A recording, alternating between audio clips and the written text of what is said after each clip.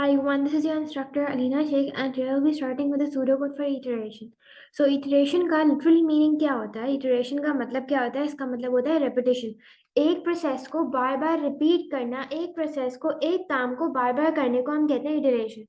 So अगर हम इसमें बात करें algorithms के केस में, तो basically iteration it is an element of pseudocode which allows algorithm to repeat certain actions. तो इसका मतलब है अगर मैंने फॉर एग्जाम्पल एक एल्गोरिथम लिखा है, मैंने कोई भी एल्गोरिथम लिखा है, उसमें बहुत सारे हमारे पास इंस्ट्रक्शंस हैं, बहुत सारे मेरे पास स्टेटमेंट्स हैं, उसमें से मैं चाहती हूँ कि जो मैंने दूसरी वाली स्टेटमेंट लिखी है उसको 50 टाइम्स रिपीट करना है। तो इंस्टेड ऑफ राइटिंग उस स्टेटमेंट को मैं 50 टाइम्स लिखूँ, मैं एक लूप स्ट्रक्चर को यूज़ करूँगी और वो लूप स्ट्रक्चर जो है सूडोकोड फॉर इटरेशन है उसको यूज़ करूँगी ताकि मैं उस स्टेटमेंट को 50 टाइम्स लिखवा सकूँ। तो when some actions performed as part of an algorithm का एक part है उसको मुझे repeat करना है बार बार, need repeating. This is called iteration. Loop structures are used to perform iteration.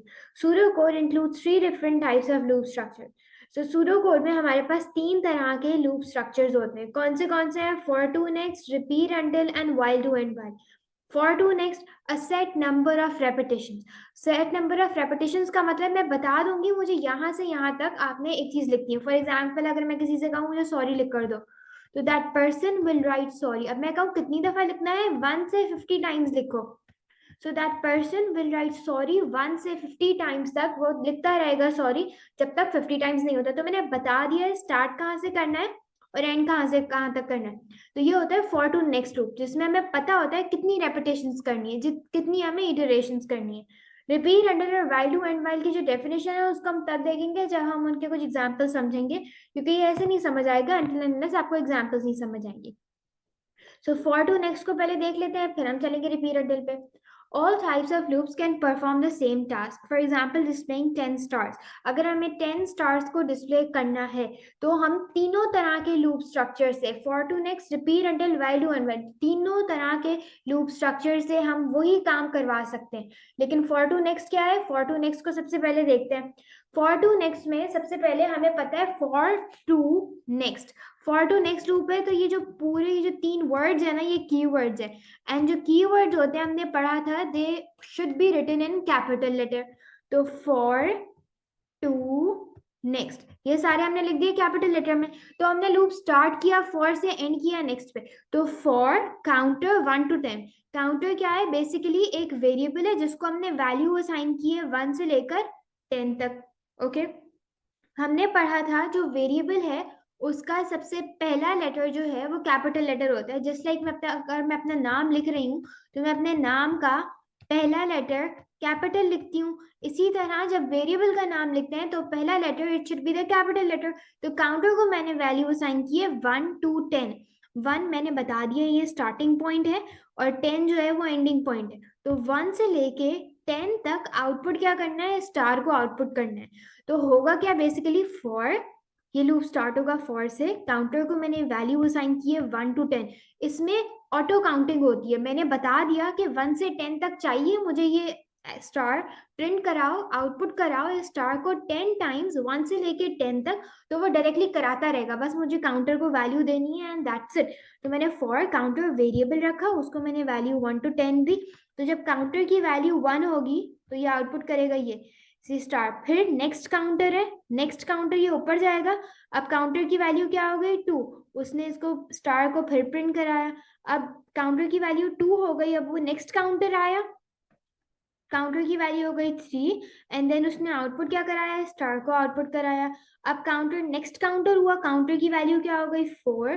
फिर उसने स्टार को प्रिंट कराया एंड देन फिर काउंटर की वैल्यू क्या हो गई? 5।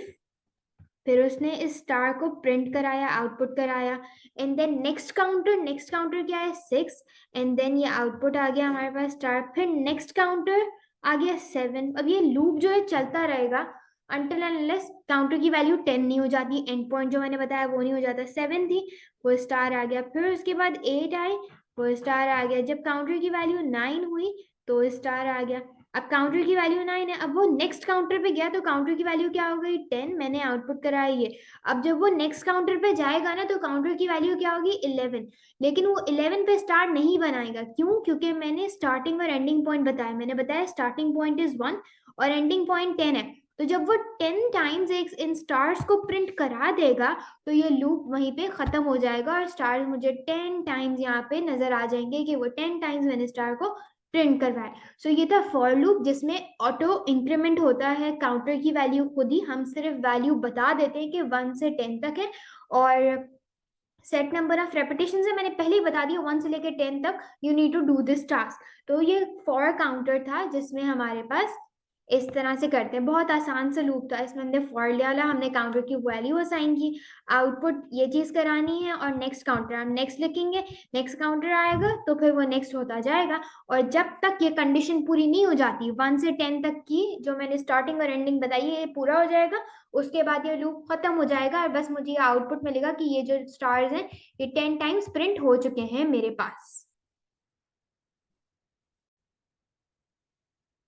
अब हम आते हैं रिपीट अंटिल लूप पे। सो इससे पहले मैं आपको कुछ बता देती हूँ, लाइक इसके बारे में हम थोड़ा सा समझ लेते हैं, ऊपर भी लिखा हुआ है उसको भी पढ़ लेंगे और फिर उसके बाद हम इसको भी देखेंगे जो एग्जाम्पल है। तो रिपीट अंटिल लूप में बेसिकली होता क्या है, ये हमारे पास एक पोस्ट कंडीशन लूप है। पोस्ट कंडीशन का मतलब इसमें कंडीशन एंड में बताई जाती है, जो भी कंडीशन हम देते हैं वो हम एंड पे देते हैं, आखिर में देते हैं। ये एक पोस्ट कंडीशन लूप है। और दूसरा इसमें क्या होता है, ये इस वजह से पोस्ट कंडीशन लूप है बिकॉज एग्जिटिंग कंडीशन जो है जब हमें लूप को एग्जिट करना होता है वो लिखी जाती है eight the end of the code, eight the and of the code. तो ये post condition loop है because exiting condition is written at the end of the code और task need to be completed at least once. अब ये जो चीजें मैंने लिखी है ना, अब हम इसको पहले समझ लेते हैं होता क्या है इस एग्जाम्पल के थ्रू। तो ये हमारे पास रिपीट अंटिल लूप है। रिपीट अंटिल लूप में हमारे पास condition placed at the end. सबसे पहले काउंटर को हमने वैल्यू असाइन करनी है 0। काउंटर को हमने लूप से बाहर इस वैल्यू को असाइन किया है 0 बिकॉज हम इसको ऑलरेडी बता रहे हैं कि काउंटर की वैल्यू इज 0, लूप से बाहर होगा ये। रिपीट ये एक कीवर्ड है, उसको हमने लिखा कैपिटल लेटर में। अंटिल एक कीवर्ड है जो कैपिटल लेटर में, लूप यहाँ से स्टार्ट हो रहा है और यहाँ पे एंड हो रहा है। रिपीट आउटपुट दिस स्टार, इस स्टार को आउटपुट करना है और ये डबल कोट्स में स्टार डाला हुआ है। डबल कोट्स का मतलब है कि जो भी इसके अंदर लिखा है मॉनिटर की स्क्रीन पर आपके पास ये computer as it is print कर देगा ब्लाइंडली। कंप्यूटर को नहीं पता इसके अंदर क्या लिखा है, जो भी लिखा है वो आपको एज इट इज दे देगा। अब ये स्टार है तो स्टार को वो एज इट इज हमें बाहर प्रिंट करा देगा। आउटपुट दिस काउंटर, काउंटर की वैल्यू +1। मैंने आपको बोला था फॉर टू नेक्स्ट लूप में काउंटर ऑटो इंक्रीमेंट होता है, खुद ही इंक्रीमेंट होता रहता है। काउंटर की वैल्यू, ये वेरिएबल की वैल्यू खुद ही +1 होती रहती है और वो चलता रहता है। लेकिन जब हम रिपीट अंटिल की बात करते हैं तो यहाँ पे हमारे पास मैनुअल काउंटिंग होती है, यानी 1 खुद हम ऐड करवाते हैं। और कैसे ऐड करवाते हैं हम लोग, काउंटर को काउंटर +1 करते रहते हैं अंटिल काउंटर इज 9। अब हम इसको एग्जीक्यूट करके देखते हैं। काउंटर की वैल्यू क्या थी 0 थी। रिपीट काउंटर की वैल्यू थी हमारे पास, let me write it over here, इसको ऊपर कर देते हैं so that we have enough place, right?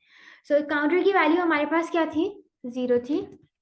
Counter की वैल्यू वो 0 और मैंने कहा रिपीट का लूप चला और आउटपुट क्या करना है इस साइन को, एंड देन काउंटर की वैल्यू +1 होगी। काउंटर में क्या था हमारे पास, काउंटर की वैल्यू 0 थी ऊपर।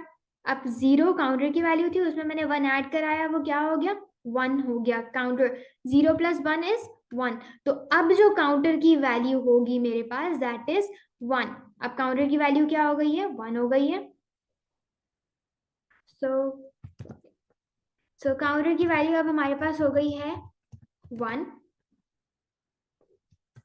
काउंटर की वैल्यू 1 है। क्या काउंटर ग्रेटर देन 9 है?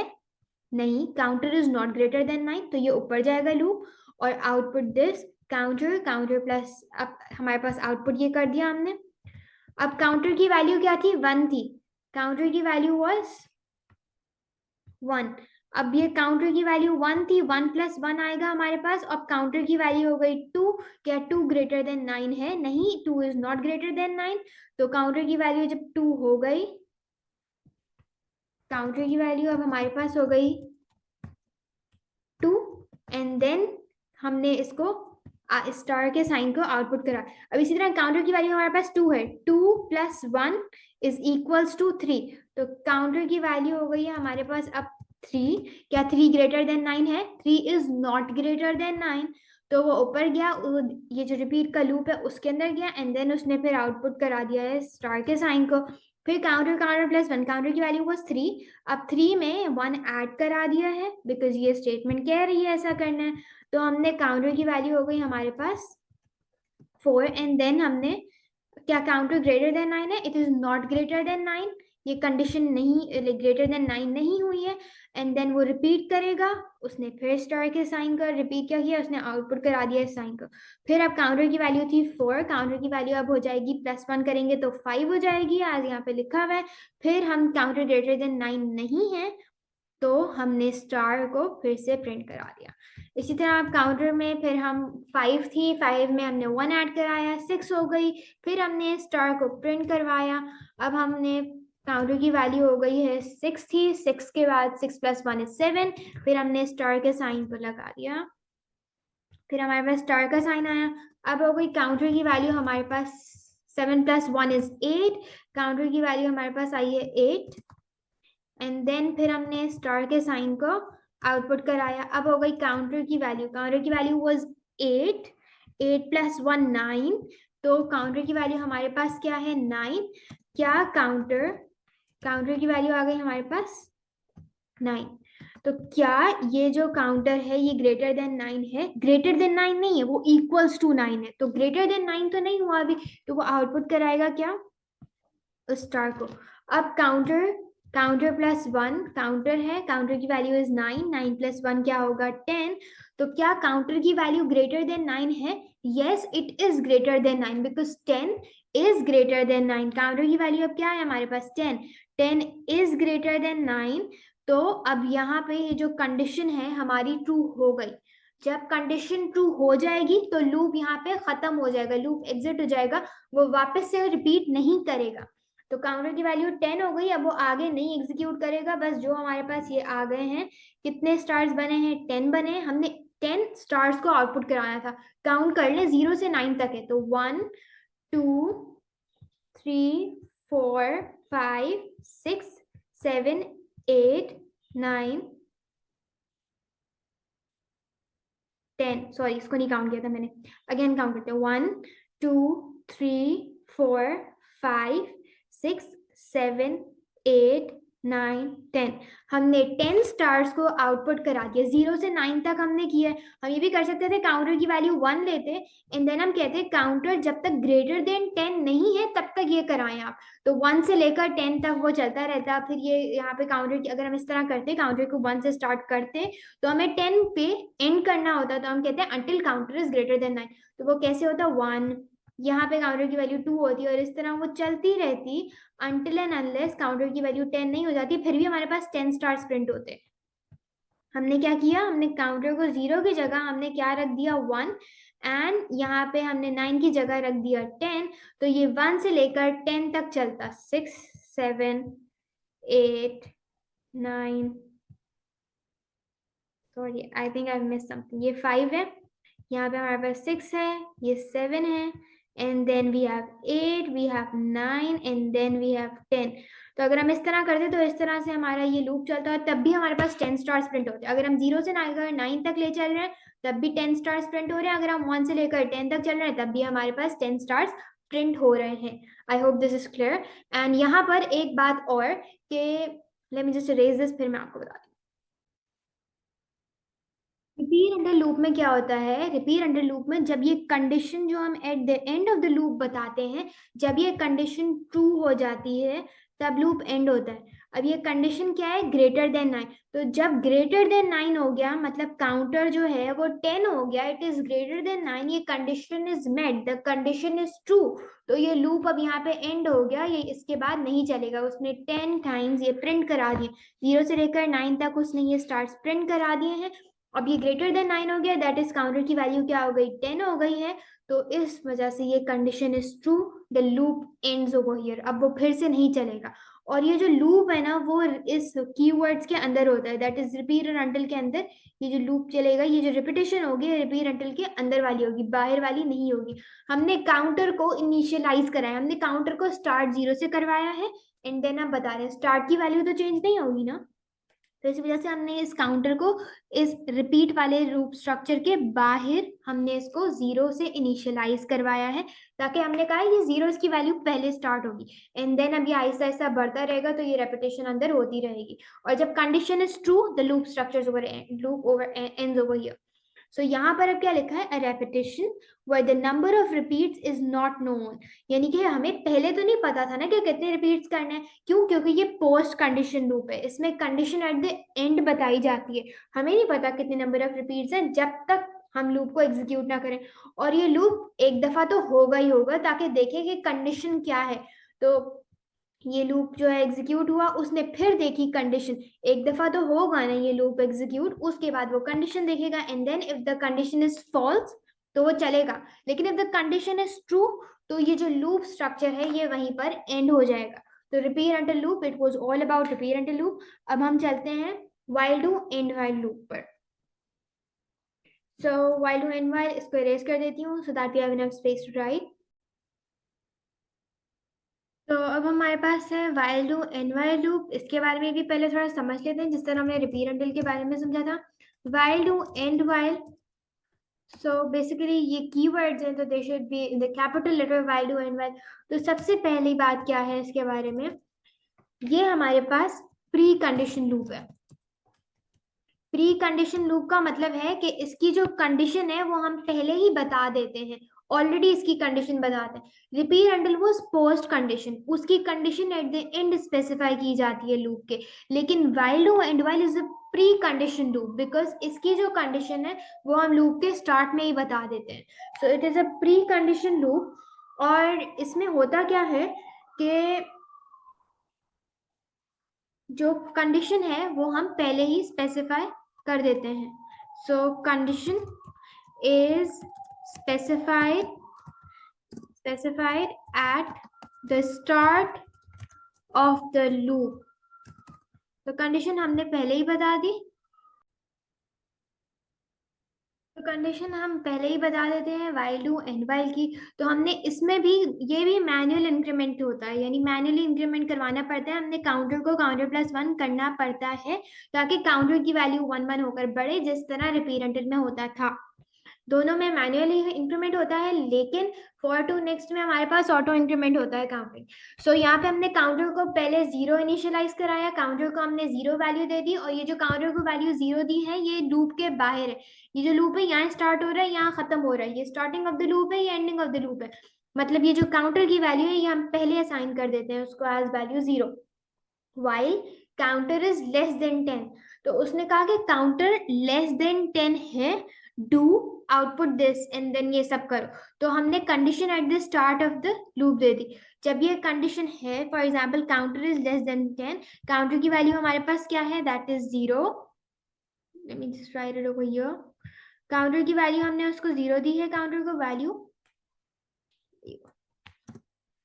तो काउंटर को वैल्यू हमने क्या दी है, दैट इज 0। अब ये कंडीशन क्या है, while counter is less than 10, जब तक काउंटर 10 से कम है, डू आउटपुट, आउटपुट क्या करना है, ये आउटपुट करना है जो डबल कोट्स में है।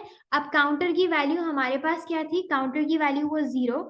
अब 0 प्लस 1, काउंटर एक वेरिएबल है, उसकी वैल्यू चेंज होती रहेगी, और ये उसको वैल्यू असाइन की गई। तो काउंटर की वैल्यू 0 थी, काउंटर की वैल्यू 0 प्लस 1, अब काउंटर की वैल्यू क्या हो गई, अब वो 0 नहीं रही, वो 1 हो गई। तो एंड वाइल अब उसने देखा, अब वो ऊपर जाएगा, यहाँ से ये ऊपर जाएगा, 1 हो गई, काउंटर की वैल्यू अब क्या है 1 है, और काउंटर की वैल्यू क्या लेस देन 10 है, yes it is less than 10, तो काउंटर की वैल्यू 1 है, तो उसने आउटपुट करा दिया ये, एंड देन अगेन वो देखेगा आउटपुट ये करा दिया, अब काउंटर की वैल्यू इज 1 और 1 + 1 क्या होता है 2, तो काउंटर के अंदर अब वैल्यू क्या हो जाएगी 2, so counter is equals to 2 and फिर वो ऊपर गया, अब उसने कहा yes counter is less than 10, yes counter is less than 10, फिर उसने आउटपुट कराया।